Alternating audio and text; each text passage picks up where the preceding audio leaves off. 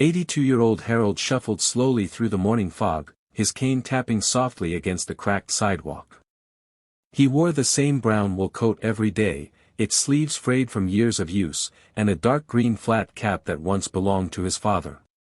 In his other hand, he carried a small paper bag filled with birdseed, the only thing that kept him company these days.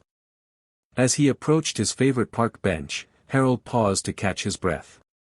The bench, worn and slightly crooked, had become his second home since Martha, his beloved wife of 55 years, passed away.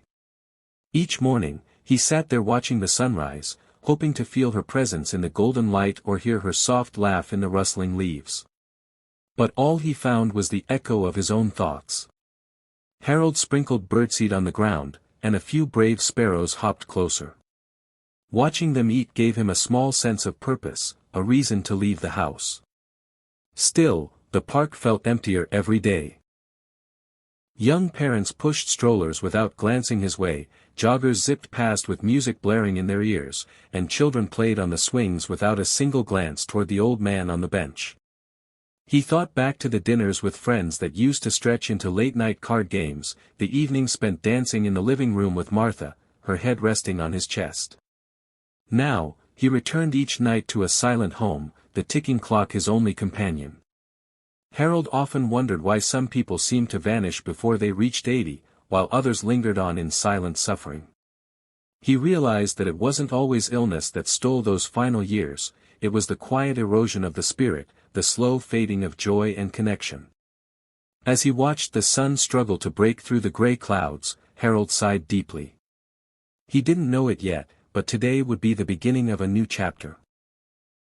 One that would remind him that even in the autumn of life, unexpected warmth could still bloom. The next morning, the sky was a bright, welcoming blue, and the park buzzed with early risers.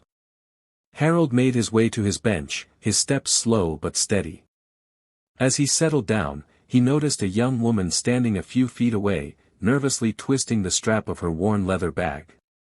She looked to be in her late 20s, her hair pulled into a messy bun, dark circles under her eyes hinting at sleepless nights. Her clothes were simple but neat, and there was a gentle sadness in her expression. She watched Harold sprinkle birdseed with a soft curiosity. After a few moments of hesitation, she took a deep breath and approached. "Excuse me, sir," she said, her voice timid but kind. "Would it be all right if I sat here with you?" Harold looked up, surprised. It had been years since anyone had asked to join him. He nodded slowly, gesturing to the empty space beside him. "Of course." "Please, sit," he replied, his voice hoarse from lack of use. She sat down carefully, her hands resting in her lap. They sat in silence at first, listening to the birds chirping and the wind moving through the trees. Finally, she spoke. "My name's Emily. I just moved here last month, and, well, it's been harder than I thought." Harold turned to her, his eyes softening. "Harold," he introduced himself simply. Emily shared her story in pieces, how she had come to the city for a new job, how she missed her mother, who was battling cancer back home, how the bustling streets made her feel even more alone. In turn, Harold began to open up, too. He spoke of Martha, of the quiet house, of the friends long gone.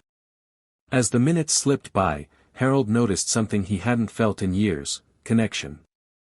For the first time in so long, someone truly listened. The air around them felt lighter, as though the park itself was holding its breath, watching two souls find each other in the middle of a chaotic world. That morning, an unexpected friendship was born, one that would change both their lives forever. Days turned into weeks, and soon Harold and Emily became a fixture in the park. Every morning, people would see the old man and the young woman side by side on the weathered bench, talking, laughing, or simply sitting in peaceful silence. Their friendship, though unexpected, blossomed naturally, like wildflowers in the cracks of a sidewalk. One morning, as a soft breeze rustled the leaves overhead, Harold looked thoughtful. He stared down at the bag of birdseed resting on his lap. Emily noticed and asked gently, "What's on your mind today?" Harold took a deep breath, his eyes misty. Emily, he began, his voice low but firm, people always think that we die because our bodies give out. But I believe there are 5 silent thieves that steal our years long before our time. Emily leaned in closer, her eyes wide with curiosity. The first, Harold said, raising a trembling finger, is loneliness. It eats away at your spirit until you feel invisible. The second is regret, he continued, his gaze distant as if seeing ghosts of his past. It chains you to old mistakes and missed chances. The third is lack of purpose. When you don't feel needed, every day feels like an echo. Emily nodded slowly, each word sinking into her heart. The fourth is unexpressed love. All the "I love yous" we never say, the hugs we don't give. They weigh us down, silently. Finally, Harold's voice softened almost to a whisper.